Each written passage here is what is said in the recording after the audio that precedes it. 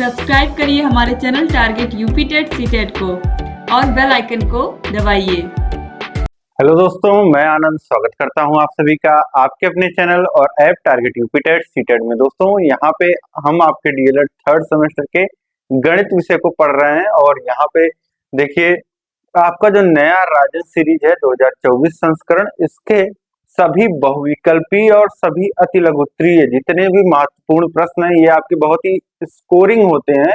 और इसके बाद लघुत्तरीय प्रश्न जो होता है आपका थोड़ा लेंदी होता है, टाइम टेकिंग होता है और एक दो कम से कम दो कॉन्सेप्ट आपके लग रहे होते हैं लघुत्तरीय प्रश्न में, ठीक है, और लेंदी प्रश्न होते हैं। तो स्कोरिंग के लिए आपको पहले बहुविकल्पीय और अति लघुत्तरीय प्रश्नों को कर लेना है, जिसका प्रैक्टिस मैं पहले ही करा चुका हूं। राजन सीरीज कंप्लीट और कम से कम समय में मैंने कराया है और सभी जितने भी प्रश्न आपके राजन सीरीज में गलत दिए गए हैं उनको सही करके मैंने बताया है। तो आपका देखिए सही आप पढ़ेंगे, कम समय में पढ़ेंगे और बेस्ट एक्सप्लेनेशन पढ़ेंगे, किस तरीके से लिखना है ये सारी चीजें आप समझ जाएंगे। तो इसलिए सभी को रिकमेंडेड है, जितने भी आपके डीएलएड के भाई बंधु हैं सभी को इस वीडियो को शेयर कर दीजिए, सभी लोग को पता चल जाए कि इस माध्यम से बहुत ही अच्छे ढंग से आपको सॉल्यूशंस मिल रहा है, इतने अच्छे ढंग से इंटरेक्टिव माध्यम से आपको सारे सॉल्यूशंस मिल रहे हैं।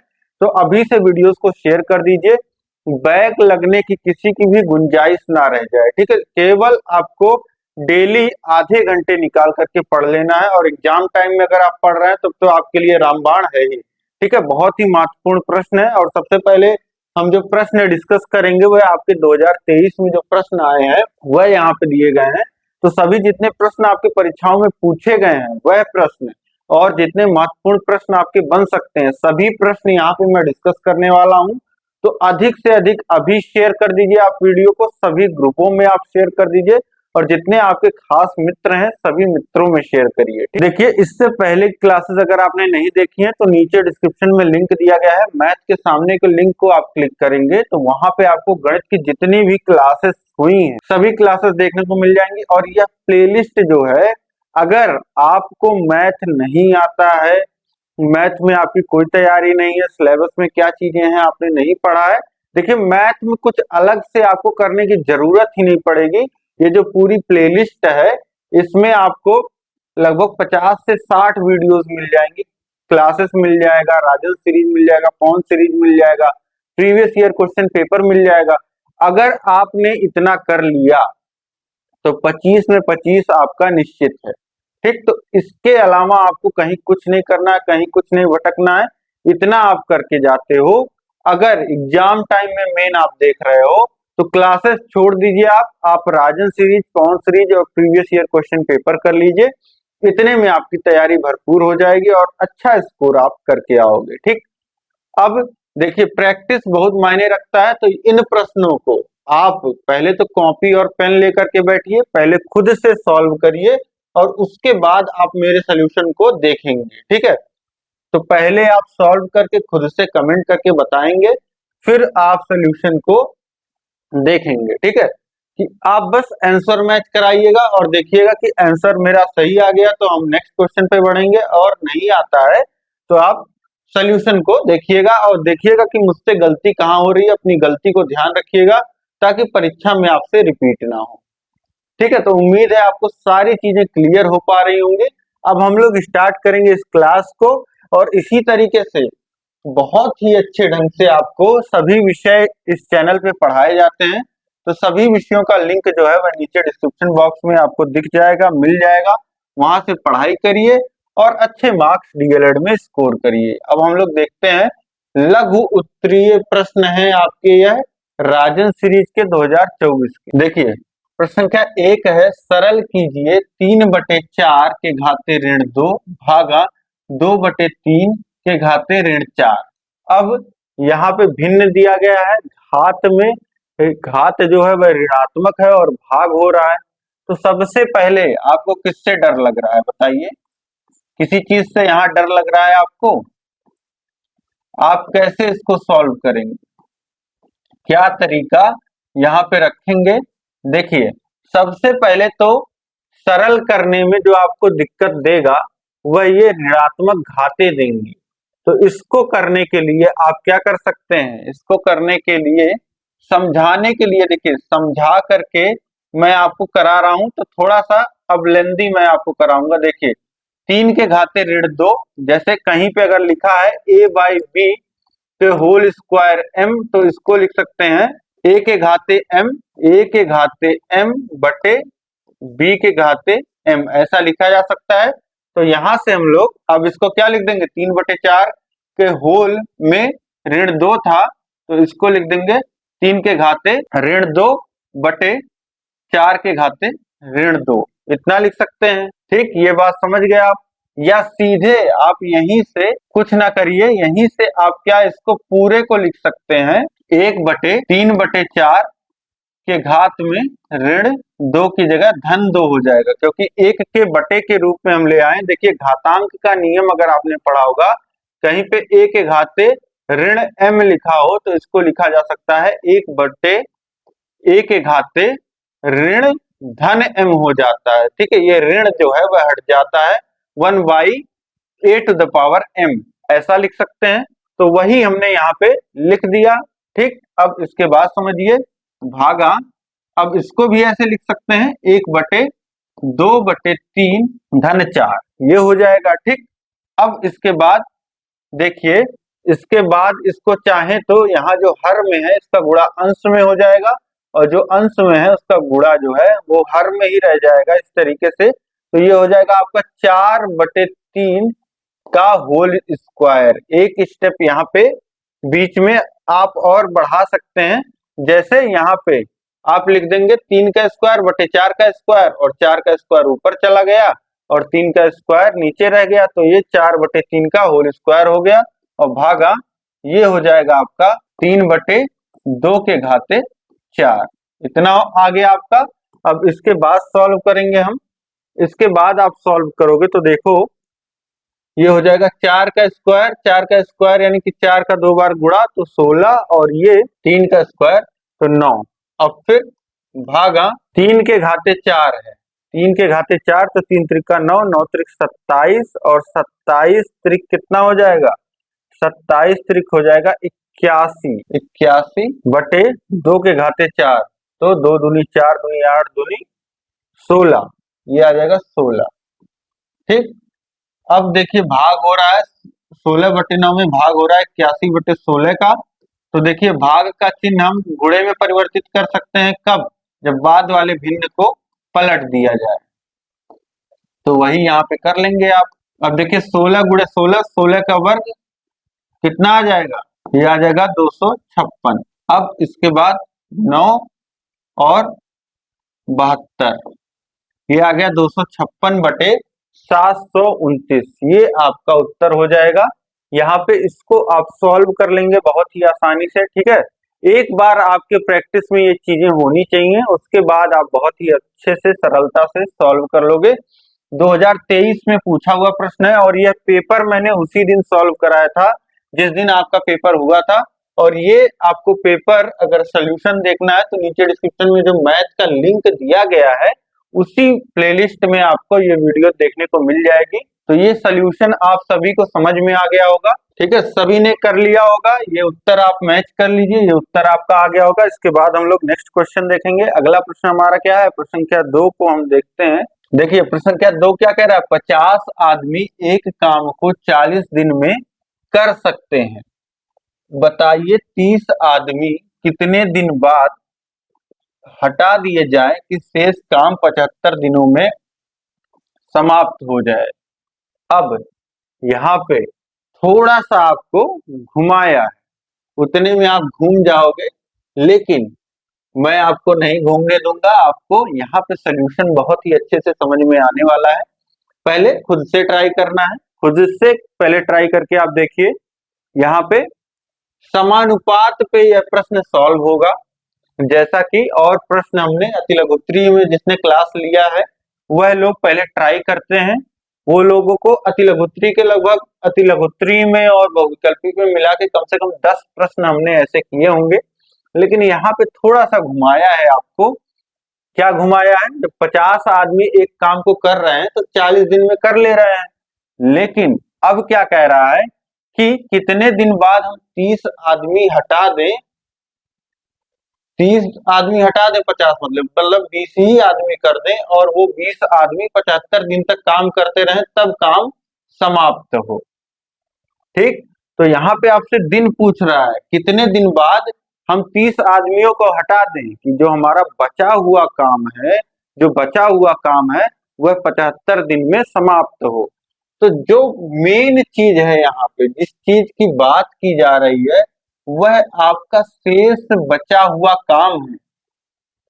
शेष बचा हुआ काम पे अगर फोकस आप करेंगे तो यहाँ पे प्रश्न को आप आसानी से हल कर पाएंगे। कैसे, अभी मैं आपको दिखाता हूँ। देखिए, पहले तो हम देख लेते हैं, एक तरफ लिख लेते हैं आदमी और एक तरफ लिख लेते हैं हम लोग दिन। अब सबसे पहले तो आप मान लीजिए, सबसे पहले माना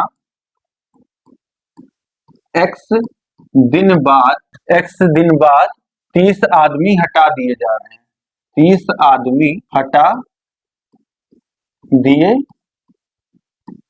गए। ठीक, ये मान लिया आपने। अब यहाँ पे देखिए कि मान लेते कि अगर 30 आदमी नहीं हटाए गए होते तो वो क्या करते, तो वो इसी काम को मतलब कितने आदमी होते, 50 आदमी होते अगर 30 आदमी नहीं हटाए गए होते, और इस काम को वो कितने दिन में कर लेते, वही 50 आदमी यही शेष बचे हुए काम को शेष बचे हुए दिनों में कर लेते।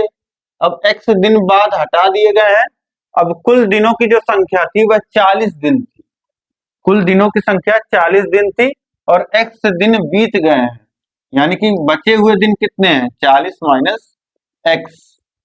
ठीक है, अब जिस काम को जो 20 आदमी बच जाएंगे, ठीक है, जो शेष काम है और जो शेष आदमी 20 आदमी बच जाएंगे 30 आदमी हटाने के बाद, वह उस काम को 75 दिन में कर रहे हैं।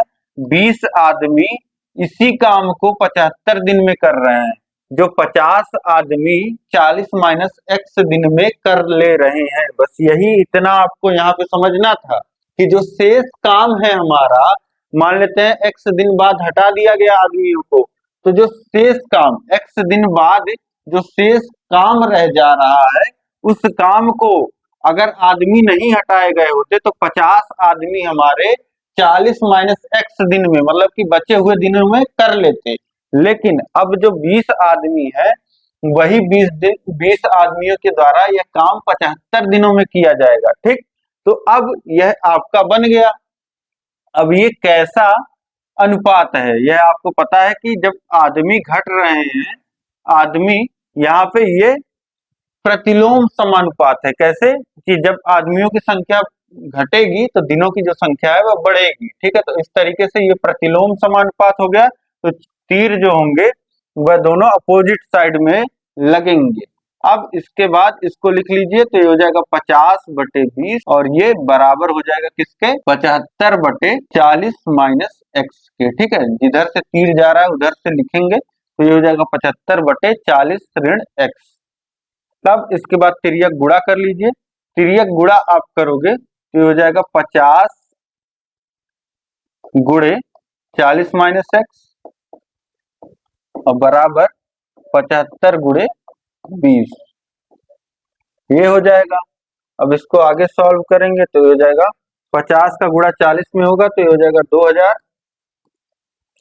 और फिर माइनस x में होगा तो माइनस 50x और फिर बराबर कितना आ जाएगा, 75 का गुणा 2 में 150 और 0 1500, ये आ गया 1500। अब इसके बाद ऋण 50x को उधर भेज दीजिए, 1500 को इधर ले आइए, तो उधर जाके धन 50x हो जाएगा और बराबर 2000 माइनस 1500 कितना बच जाएगा, 500, 500 बच जाएगा। अब x बराबर कितना हो जाएगा, 500/50 यानी कि 10, यानी x का मान कितना आ गया आपका, 10 दिन, यानी कि 10 दिनों बाद 30 आदमियों को हटा लिया जाए तो जो शेष काम बचेगा उसको करने में 75 दिन लगेंगे। ठीक है, तो यहाँ पे बहुत ही आसानी से आपको चीजें समझ में आ गई होंगी। जो शेष काम बच रहा है उसी को आपको समझना था कि कितने दिन में ये कर लेंगे कितने दिनों बाद हटा दिया जाए। तो यहाँ से अब लिख सकते हैं आप कि 10 दिन बाद 30 आदमियों को हटा दिया जाए।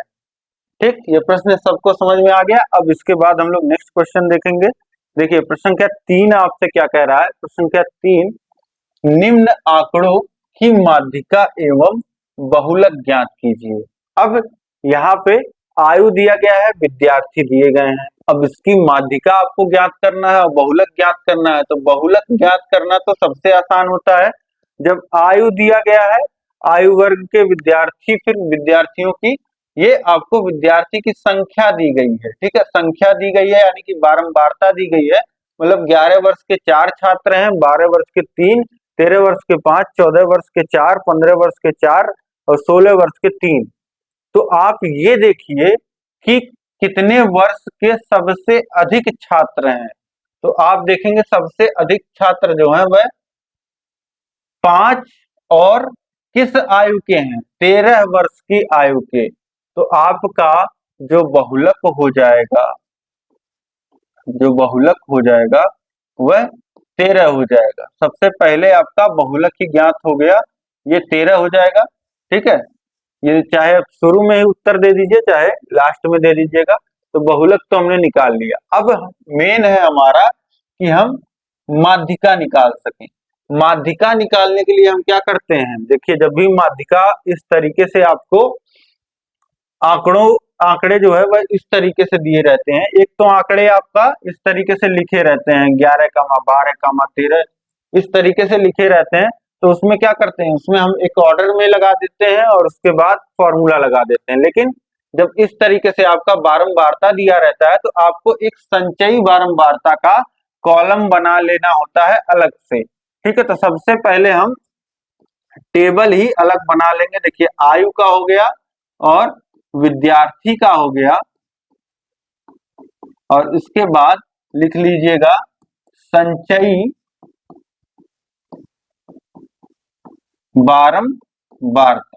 संचयी बारंबारता का एक कॉलम बना लेंगे। तो इस तरीके से ये 3 कॉलम पहले हम रेडी कर लेते हैं। अब देख करके ही लिखना है, आयु में आयु और फिर उसी आयु के सामने उसी विद्यार्थी को। ठीक है, अब देखिए 11 वर्ष के कितने विद्यार्थी हैं, 4, 12 वर्ष के 3, 13 वर्ष के 5, 14 वर्ष के 4, 15 वर्ष के 4,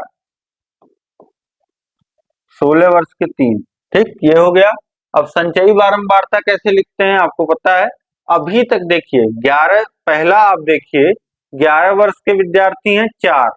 ठीक, तो इससे पहले का कोई आंकड़ा है नहीं, तो 4 को ऐसे ही लिख दीजिए। इसके बाद देखिए अब 4 विद्यार्थी हमारे पास आ चुके हैं। अब अगले 12 वर्ष वाले कॉलम में देखेंगे आप, तो ये आपका 12 वर्ष वाले रो में हम देखेंगे तो ये आपके 3 विद्यार्थी और आ गए।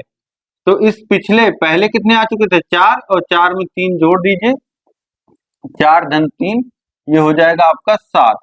ठीक है, तो इस तरीके से ये समझाने के लिए मैं लिख रहा हूँ, ये लिखने की आपको जरूरत नहीं है।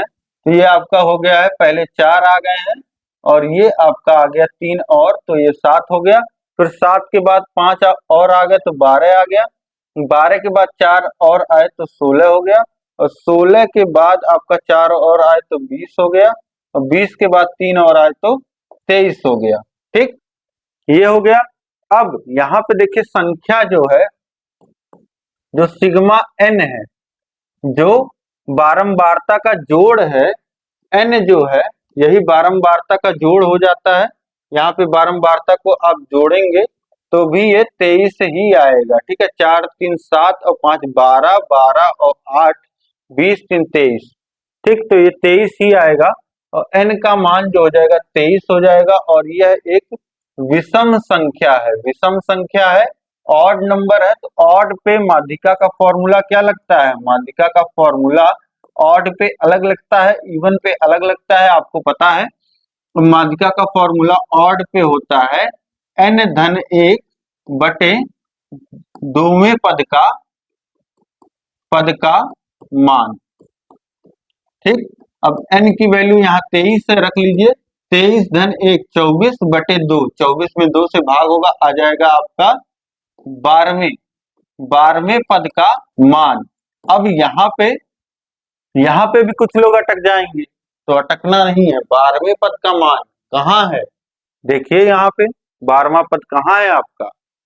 यहाँ तक 4 पद आए, यहाँ तक 7 पद आए और यहाँ तक 12 पद आए, तो 12 पद आ गए। 12वां पद भी इसी में है। ठीक, 7 के बाद ये देखिए पहले 4 पद आए फिर 7 पद आए। ठीक, यहाँ तक हो गया। अब इसके बाद जो पद आए 8वां 9वां 10वां 11वां और 12वां, ये किसके पद आए? ये 13 के पद आए। इस तरीके से 13 आयु वाले 5 बालक हैं। ठीक है, तो 12वां पद क्या हो जाएगा? इसीलिए तो संचयी बारंबारता हम लोग निकालते हैं कि हमको पता चल गया 4 पद यहाँ आए, 4 पद के बाद फिर 7 तक यहाँ आए और 12 तक यहाँ आए। और 12 किसमें है? 12वां पद जो आपका होगा वह होगा 13। 12वें पद का जो मान होगा वह होगा 13, यानी कि 13 वर्ष जो होगा वह माध्यिका हो जाएगा। ठीक है, 13 वर्ष के जो आयु का बालक होगा वही माध्यिका हो जाएगा। तो इस तरीके से ये आपका माध्यिका हो गया और यही 13 आपका बहुलक भी है, क्योंकि सबसे अधिक 5 विद्यार्थी जो हैं वह 13 वर्ष के आयु के हैं। ठीक है, तो बहुलक 5 नहीं होगा, ये गलती कतई मत करिएगा। बहुलक ये होता है जो सबसे अधिक संख्या में आया होता है। सबसे अधिक बार 13 आया है, ना कि 5। 5 तो ये बता रहा है कि 13 5 बार आया है। ठीक है, तो 13 हमारा बहुलक हो जाएगा। तो इस तरीके से ये आपको आसानी से समझ में आ गया होगा। ऐसे बहुत सारे क्वेश्चन मैंने आपको क्लासेस में कराए हैं। आपने जो भी आप पेपर जिस दिन मैंने सॉल्व कराया है उस दिन के कमेंट सेक्शन में आप जाइएगा, जो पेपर मैंने प्रीवियस ईयर सॉल्व कराया है उसमें आपको पता चल जाएगा। जो लोग मेरे क्लासेस से पढ़ के गए हैं उन लोग का कैसा रिजल्ट रहता है, उन लोग का कैसा पेपर होता है। ठीक, इसके बाद देखिए प्रश्न संख्या 4 है, यदि एक क्रेता को एक शेयर का अंकित मूल्य 10 रुपए और बाजार मूल्य 50 रुपए प्रति शेयर बताया गया हो, तो क्रेता को 200 शेयरों का क्या मूल्य देना पड़ेगा तथा शेयरधारी को क्या लाभ होगा, जबकि उसने शेयर अंकित मूल्य पे खरीदा था। ये आपका शेयर मार्केट का प्रश्न है। अब यहाँ पे 2-3 चीजें आपको पता होना चाहिए। क्रेता क्या होता है, अंकित मूल्य क्या होता है, बाजार मूल्य क्या होता है, शेयरधारी कौन होता है। ठीक, अब यहाँ पे छोटे से मैं आपको एक्सप्लेन कर दे रहा हूं। देखिए कंपनी का हिस्सा जो होता है, कंपनी अपना छोटा छोटा हिस्सा बना करके शेयर बेचती है और उस शेयर के बदले कंपनी आपको लाभ देती है। ठीक, अब कंपनी एक दाम शेयर का निश्चित करती है। ठीक है, तो जो ये अंकित मूल्य होता है यह कंपनी द्वारा निर्धारित हो जाता है। लेकिन जैसे जिस कंपनी का जैसा परफॉर्मेंस चल रहा होता है बाजार में, जैसे सेंटिमेंट्स चल रहे होते हैं, वैसे बाजार के अनुसार इसी शेयर का मूल्य घटता बढ़ता रहता है। तो इसी शेयर का बाजार मूल्य जो है, जिसका कंपनी ने 10 डिसाइड किया, उसका बाजार मूल्य 50 चल रहा है। ठीक, प्रति शेयर एक शेयर का। ठीक, अब कोई खरीदार है, कोई अब क्रेता क्या हो गया, उस शेयर को जो खरीदने की इच्छा रख रहा है वह हमारा क्रेता हो गया। 200 शेयर को वह खरीदना चाह रहा है। ठीक है, अब ये समझिए आप कि शेयरधारी कौन होता है। शेयरधारी प्रेजेंट में जिसके पास शेयर है, लोग शेयर खरीदते और बेचते रहते हैं, जिसको जैसा लाभ होता है, जिसके पास जैसा धन होता है वैसा वो करता रहता है। ठीक, तो शेयरधारी कौन है? शेयरधारी जो अभी शेयर का मालिक है, जिसके पास शेयर है। ठीक, अब इतनी चीज आप समझ गए। अब इसके बाद प्रश्न को आप दोबारा पढ़िए, आपको और चीजें क्लियर होंगी। अब हम इसको सॉल्व करने की तरफ बढ़ते हैं। देखिए यहाँ पे हमसे 2 चीजें पूछा है कि शेयरधारी को क्या लाभ होगा और क्रेता को कितने रुपए देने होंगे। ठीक है, तो क्रेता को 200 शेयर के लिए क्या मूल्य देना पड़ेगा?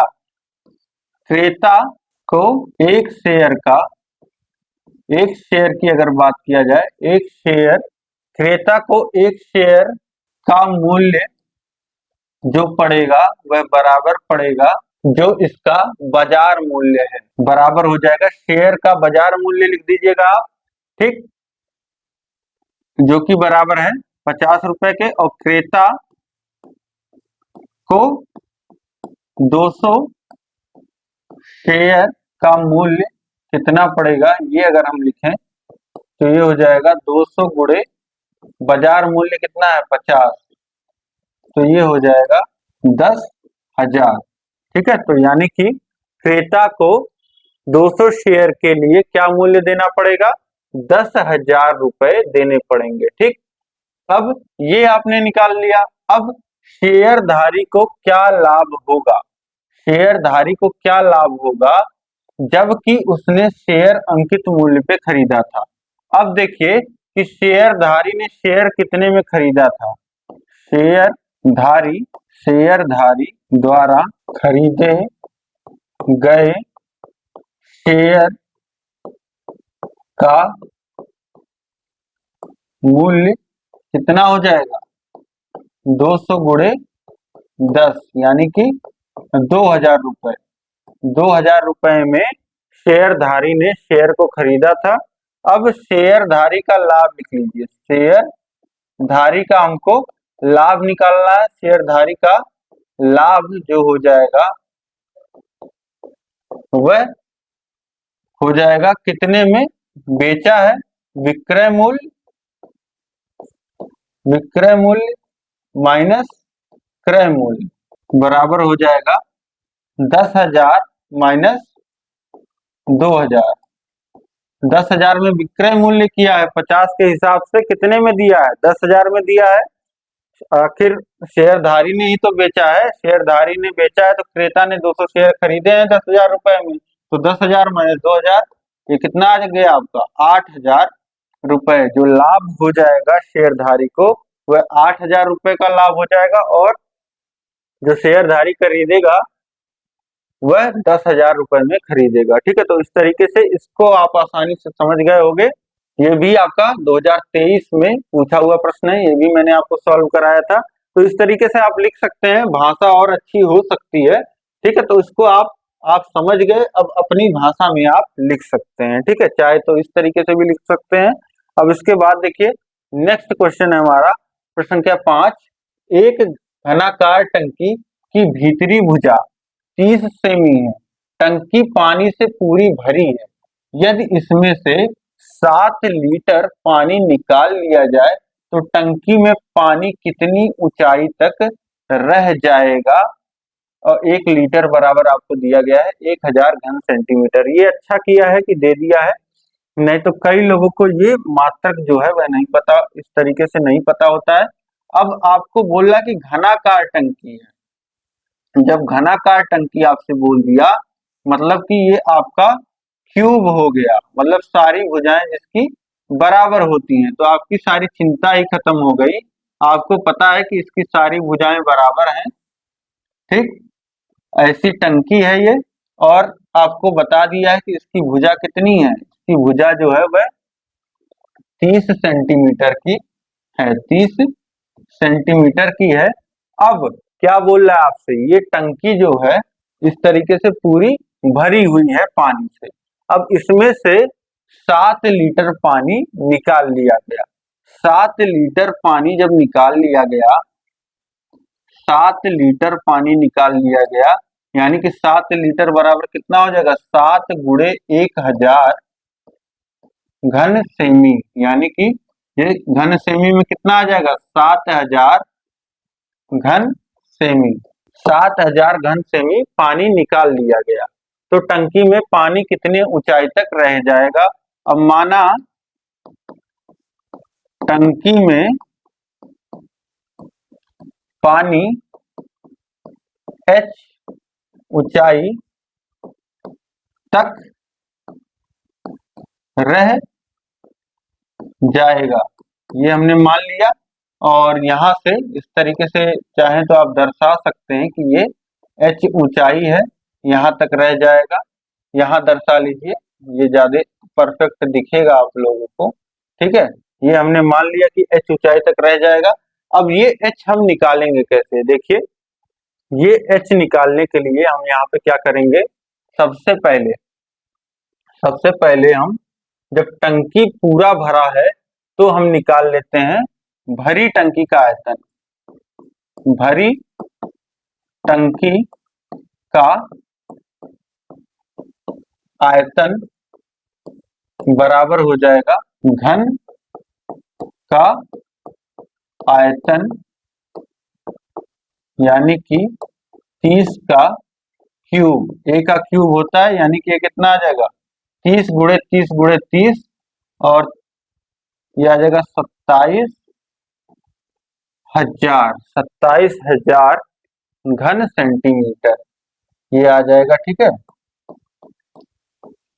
घन सेंटीमीटर। अब यहां से लिखिए बचे पानी का आयतन, बचे हुए पानी का आयतन कितना होगा, पूरे का आयतन इतना था, जब टंकी भरी रही होगी तो इतना आयतन पानी में आएगा। ठीक है, इतना पानी आएगा, तो बचे हुए का इतने में से इतना घटा दीजिए, जो 7 लीटर निकाला गया है, तो ये आपका आ जाएगा 20,000 घन सेमी। इतना आयतन जो है पानी अभी टंकी में है। ठीक, ये समझ गए आप। अब इसको आगे अगर आप सॉल्व करते हैं तो जब ऊंचाई आपको निकालना है, ठीक है, तो बचे पानी का आयतन जो हो जाएगा, अब इसी की जगह लिख लीजिए बचे पानी का जब आप आयतन निकालेंगे तो कितना होगा, देखिए लंबाई गुणे चौड़ाई गुणे ऊंचाई। ठीक है, घनाभ की तरह हो जाएगा। बचे पानी का आयतन बराबर हो जाएगा 30 गुणे 30 गुणे h, और जो कि बराबर है कितने के, 20,000 घन सेमी के, तो यहीं पे लिखिए 20,000। अब h बराबर कितना हो जाएगा, h बराबर यहीं से हो जाएगा 20,000 बटे 30 गुणे 30। अब देखिए शून्य से शून्य कटा, शून्य से शून्य कटा, और h बराबर आ गया 200 बटे 3 गुणे 3, 9 हो जाएगा। 9 से काटिए तो ये 2 बार में 20 कटा और 2 बचा, और ये 20 हो गया, फिर 2 बार में कटेगा और फिर दशमलव लगाएंगे तो ये 20 हो जाएगा, फिर 2 बार और फिर इसी तरीके से 2 बार, यानी कि ये आ जाएगा 22.22 सेंटीमीटर, क्योंकि सब कुछ सेंटीमीटर में है तो ये सेंटीमीटर में आ जाएगा। यानी कि यहाँ जो हाइट हो जाएगी ये 22.22 सेंटीमीटर हमको मिल जाएगा। अब इसके बाद देखिए प्रश्न संख्या 6 है। यहाँ पर चित्र में ओ वृत्त का केंद्र है, यहाँ पे देखिए ओ बिंदु है, यहाँ पे ओ बिंदु है आपका ये, जहाँ पे ये दोनों त्रिज्याएं आकर के मिल रही हैं, और कोण सी ओ ए 130 अंश है, और कोण ए बी सी तथा कोण A D C, A B C ये वाला है और ए डी सी ये वाला कोण का मान ज्ञात कीजिए। तो देखिए यहीं से आप ज्ञात कर सकते हैं, लिख जैसे जैसे मैं आपको बताता हूं वैसे वैसे आप समझ लीजिए। देखिए आपने वृत्त में पढ़ा हुआ है, जो वृत्त पे केंद्र पे बना कोण होता है किसी जीवा के द्वारा, आप देखेंगे नहीं दिख रहा होगा आपको, तो इस तरीके से ये डैश डैश डैश डैश करके मिला लीजिए। ये देखिए AC एक जीवा है, और इसी जीवा के द्वारा केंद्र पे आंतरित कोण AOC है, और इसी जीवा के द्वारा यहाँ परिधि पे आंतरित D बिंदु पे ये कोण ADC है। ठीक, तो यहां से आप लिख सकते हैं कि कोण ADC जो होगा वह कितना होगा, हाफ ऑफ, आधा होता है केंद्र पे बने कोण के, यानी कि कोण AOC के, कोण या COA कह लीजिए या AOC कह लीजिए, COA दिया है तो COA ही लिख लीजिए, तो ये हो जाएगा 1/2 गुणे कितना 130 अंश है, यानी कि ये कितना हो जाएगा 65 अंश। इसका जो मान आ जाएगा वह 65 अंश आ जाएगा। और अगर आपने चक्रीय चतुर्भुज पढ़ा है तो ये ए बी सी डी ये एक चक्रीय चतुर्भुज है। चक्रीय चतुर्भुज में क्या होता है कि सम्मुख कोणों का योग जो होता है वह 180 अंश होता है। तो यहां से लिख सकते हैं आप कि चक्रीय चतुर्भुज एबीसीडी में ये कोण डी और कोण बी सम्मुख कोण है, तो इनका योग 180 अंश होगा। और यहां से निकाल सकते हैं आप, ये कितना आ जाएगा आपका, ये आ जाएगा 65 और 115 अंश आ जाएगा। ठीक, एक तो ये विधि है और दूसरी विधि क्या हो जाएगी, दूसरी विधि आपकी हो जाएगी, अब ये देखिए कि ये जो कोण है यह भी किसके द्वारा आंतरित हो रहा है, ये जो पूरा कोण यहाँ पे बच रहा है इस पूरे कोण का ये आधा होता है। जो हमने नियम यहाँ पे लगाया है वही कोण AOC लिख दीजिए आप इसको, कोण AOC का मान कितना हो जाएगा, कोण AOC का मान हो जाएगा 360 माइनस 130 अंश। 130 अंश यानी कि ये कितना आ गया आपका, ये आ गया आपका 230 अंश। 230 अंश आ गया। अब इसी 230 का आधा ये कितना हो जाएगा, यानी कि कोण ABC कितना होगा, कोण ABC ये आधा होगा कोण AOC के, कोण AOC का, यानी कि ये आ जाएगा आपका 115 अंश। ठीक है, तो इस तरीके से ये आसानी से आप दोनों कोण निकाल लेंगे। इस तरीके से लिख दीजिएगा, बहुत ही आसानी से ये फिगर देख के ही आप सॉल्व कर लोगे इस प्रश्न को। इसके बाद देखिए प्रश्न क्या है, 7 है, 16,000 का 10% वार्षिक ब्याज की दर से 1/2 है, ये 1/2 वर्ष का चक्रवृद्धि ब्याज ज्ञात कीजिए जबकि ब्याज छमाही देय है। ये सबसे इंपॉर्टेंट है, 2023 में पूछा हुआ प्रश्न है। देखिए जैसे जनरली जो है आप तो एक साधारण ब्याज का प्रश्न देखते हैं, साधारण ब्याज का, फिर उसके बाद आपका आ जाता है चक्रवृद्धि ब्याज। और इसमें एक चीज आपको देखना होता है कि ब्याज वार्षिक देय है या छमाही देय है या तिमाही देय है या मासिक देय है। तो यहाँ पे जो ब्याज है वह छमाही देय है, छमाही देय है, इसका मतलब हर 6 महीने में ब्याज देना है। अब 16,000 रुपए का बताना है, यानी कि मूलधन प्रिंसिपल अमाउंट जो है आपका वह 16,000 रुपए है। ये आपका 16,000 रुपए हो गया। इसके बाद देखिए जो दर है, रेट जो है वह 10% वार्षिक है। ठीक है, 10% वार्षिक है। अभी इसको छमाही में हम लोग कन्वर्ट करेंगे। ठीक है, अब इसके बाद समय जो है आपका टाइम वह है, देखिए 1/1/2 वर्ष, यानी कि अब समय को भी हमको छमाही में कन्वर्ट करना है। अब देखिए समय को हमको छमाही में कन्वर्ट करना है, एक वर्ष में 2 छमाही होती है, तो वर्ष में जो दिया गया है उसमें 2 का गुणा कर लीजिए आप। तो ये देखिए 3/2 इसको लिख सकते हैं, 2 का गुणा हो जाएगा, यानी कि ये आपका जो आ जाएगा वह आ जाएगा 3 छमाही, यानी कि समय आपका 3 हो गया। और जब दर आपको लिखना होगा छमाही में तो इधर 2 से गुणा हुआ, इधर 2 से भाग हो जाता है, यानी कि दर जो आ जाएगा आपका यह 5% आ जाएगा। ठीक, अब आपको बताना क्या है, आपको बताना है चक्रवृद्धि ब्याज। चक्रवृद्धि ब्याज का क्या फॉर्मूला होता है, चक्रवृद्धि ब्याज जो हो जाता है आपका ए तो आपका अलग हो गया, ये हो जाएगा आपका P into 1 + R/100 to the power n time और माइनस P। अब देखिए P है आपका 16,000 और 1 धन R आपका हो गया 5 और बटे में है 100 to the power n3 minus P है आपका 16,000। ठीक, अब इसके बाद ये हो गया आपका 16,000 और फिर इसको सॉल्व करिए, देखिए ये 20 बार में कट जाएगा और ये 21/20 हो जाएगा हर जब समान करेंगे, और 3 बार गुणा होगा 21/20 क्योंकि क्यूब है 21/20 और पूरे के माइनस है 16,000। ये आपको ब्याज दे देगा, इंटरेस्ट दे देगा। अब इसके बाद देखिए 3 शून्य नीचे है और ऊपर 3 शून्य है, ये कट जाएंगे। अब देखिए 2 दूनी 4, 4 दूनी 8 और 8 दूनी 16, 2 बार में कट जाएगा। अब इसके बाद गुणा कर लीजिए। गुणा करेंगे आप, देखिए 21 का 3 बार गुणा है, यानी कि 21 का क्यूब और गुणे 2।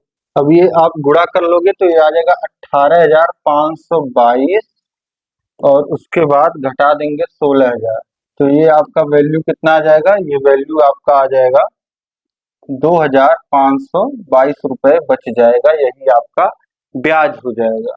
ठीक है, तो इस तरीके से ये आपका चक्रवृद्धि ब्याज हो गया। इसके बाद हम लोग नेक्स्ट क्वेश्चन देखेंगे। अगला प्रश्न हमारा प्रश्न संख्या 8, सही विकल्प चुनिए।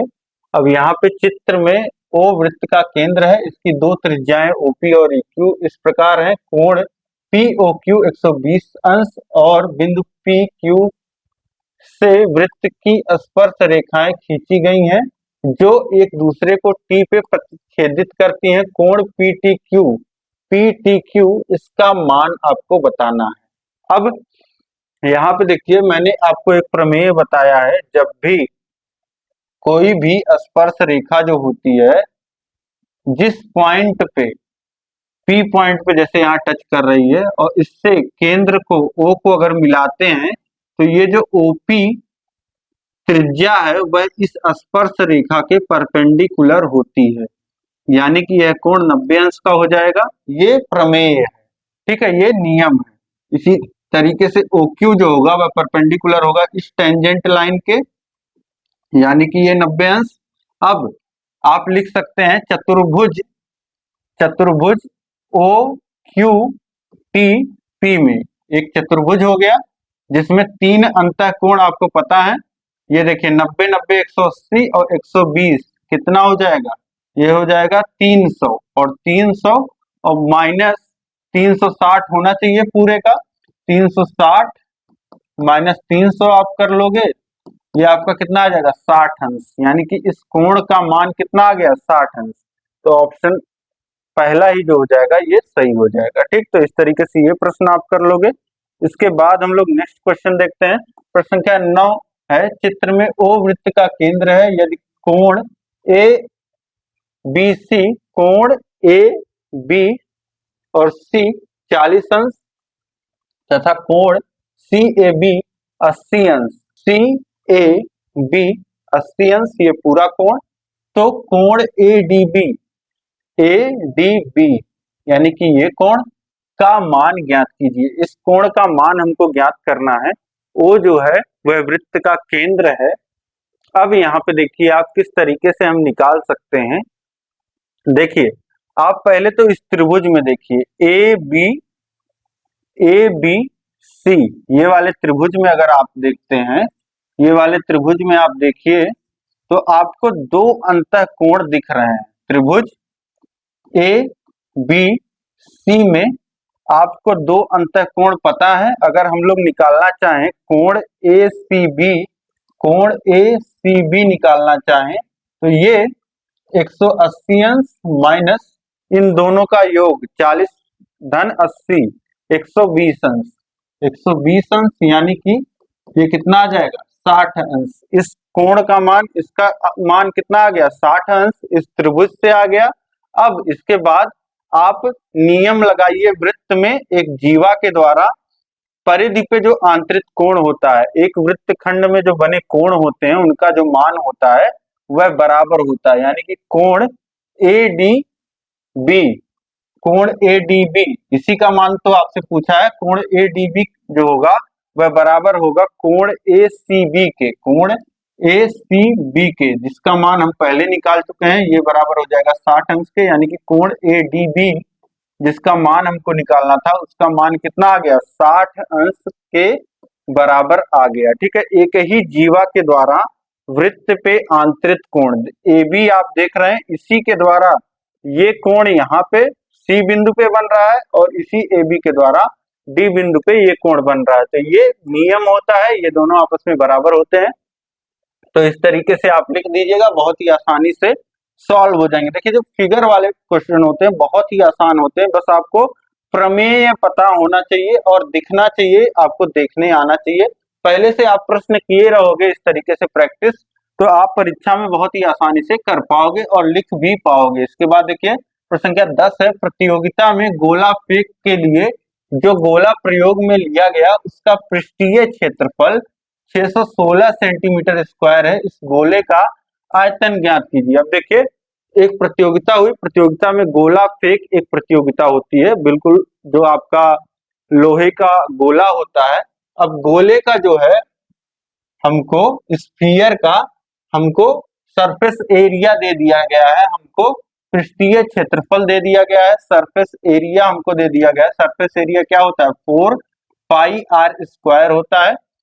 ठीक, ये 616 बराबर हो गया 4 पाई आर स्क्वायर।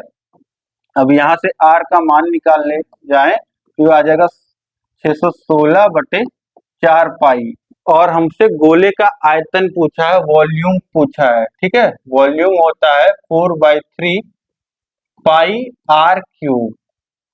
ठीक, अब पहले तो आर का मान हम निकाल लेते हैं, फिर हम यहाँ पे वैल्यू पुट कर लेंगे। अब इसके बाद देखिए यहीं से आर का वैल्यू हम निकाल लेते हैं, तो देखिए 616 और ये पाई का मान रख दीजिए 22/7, तो 22 बटे में जो 7 था ऊपर गुणे में हो जाएगा। अब इसके बाद देखिए ये 22 को अगर हम काटें 11 से तो 2 बार में कटता है, और इसको काटें तो 55 5 बार में कटेगा, और बच कितना जाएगा 6, और ये 6 बार में 56, ये कट जाएगा।